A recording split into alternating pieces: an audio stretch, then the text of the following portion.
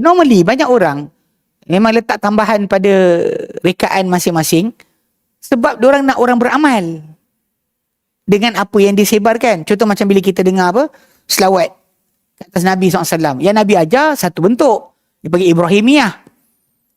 Tapi yang kawan ni ada selawat Tijaniyah lah, selawat Syifa, selawat Nariyah lah, selawat apa benda tak. Semua orang attach dengan selawat dia macam-macam. Kalau kata selawat ni amal, tak ada apa benda lebih. Ada orang nak buat? Tak adalah. Tapi kita attach lah fadilat-fadilat yang kita suka. So, jadi orang pun sibuk lah sebarkan selawat apa, selawat ummi lah, selawat apalah, semua sekali pandai-pandai. Yang sebenarnya yang kita ada selawat yang Nabi ajar, Nabi tuturkan. Takkanlah ada orang lain punya tuturan lagi elok dari Nabi. Tapi oleh kerana delusional tu berlaku dan masalah timbul. Macam selawat tadi, kalau selawat yang lain daripada selawat yang Nabi ajar, boleh amal, tapi masalahnya kalau anda kata ada kepercayaan dan dia seolah defy apa yang Nabi ajar tadi, tak dapatlah pula. Yang selawat ni kalau baca hujan turun. Yang selawat Ibrahimiyah tak turun hujan. Kan?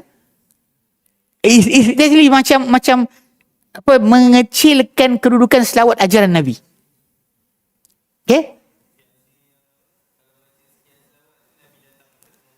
Ya. Itu macam-macam lah. Saya pernah pergi kat Wisma Yakin, ada satu buku kecil. Saya tak beli. Dia tulis selawat untuk semua occasion. Nak hujan turun, selawat ini. Nak satu buku kecil dekat Wisma Yakin. Dulu kan kita nak beli kita Arab kan Wisma Yakin. Buku agama kan. Kat Wisma Yakin. Jadi kat situ lah. Ada buku. Saya tengok macam, semua jenis selawat ada. Selawat nak kahwin. Selawat nak kahwin. Selawat sekian. Selawat nak anak, semua ada. Itu semua tu kita kata dari segi asas, kita tidak boleh mengamalkan dengan etikot demikian dan percaya bahawa benda tersebut ada.